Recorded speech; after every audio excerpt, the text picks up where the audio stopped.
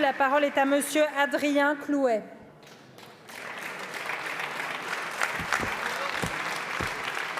Madame la Présidente, ma question s'adresse à Madame la Ministre de l'Europe et des Affaires étrangères.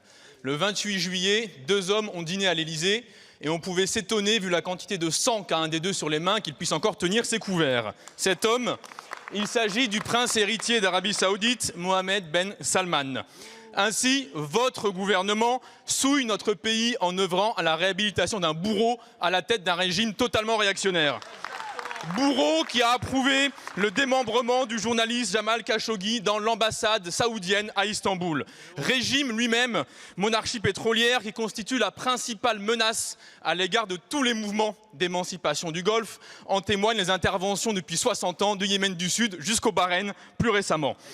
Qu'avez-vous obtenu en échange de cette réhabilitation de M. Ben Salman? Vous vouliez une production pétrolière accrue, il n'en sera rien.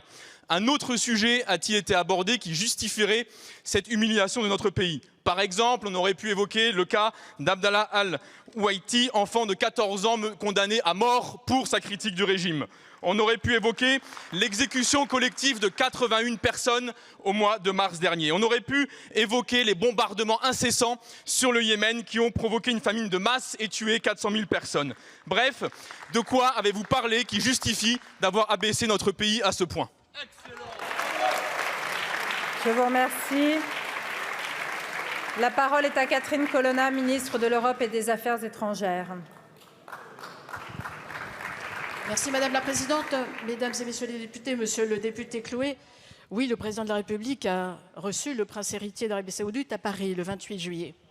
Il ne vous a pas échappé que la France est loin d'être le seul pays à entretenir des relations diplomatiques et un dialogue avec Riyad. Le président américain s'est rendu sur place lui-même mi-juillet. Le président turc et tant d'autres dans la région sont actifs.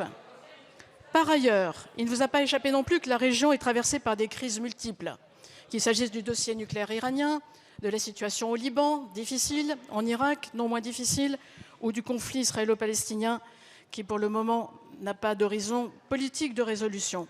Alors, pour être présente sur ces dossiers, monsieur le député, des dossiers qui nous concernent directement, qui touchent à notre sécurité, il nous faut parler à tous les acteurs de la région, comme nous le faisons et comme la France le fait toujours. Par ailleurs, la guerre que mène la Russie en Ukraine nous amène à discuter avec tous nos partenaires de sujets comme la sécurité alimentaire ou la sécurité énergétique, et l'Arabie a un rôle à jouer à cet égard. Enfin, monsieur le député, n'en doutez pas, lorsque nous parlons à nos interlocuteurs en étant fidèles à nos valeurs. Dans le cadre du dialogue avec l'Arabie saoudite, la France et le président de la République lui-même abordent toujours avec franchise la question des droits de l'homme. À chaque fois, des cas individuels sont donc évoqués, tout comme la situation générale dans le pays, l'Arabie saoudite ne faisant pas exception à cette règle. Merci, monsieur le député. Je vous remercie. Merci Madame la Ministre. Au vu de votre réponse, il me semble que ce dîner avec le Poutine de Riyad nous apprend 3 choses. La première, c'est l'alignement total de la diplomatie française sur les États-Unis d'Amérique que vous avez cité en exemple premièrement. Deuxièmement, que lorsqu'on s'humilie pour du pétrole, on n'obtient pas le pétrole, mais uniquement l'humiliation, et c'est beaucoup.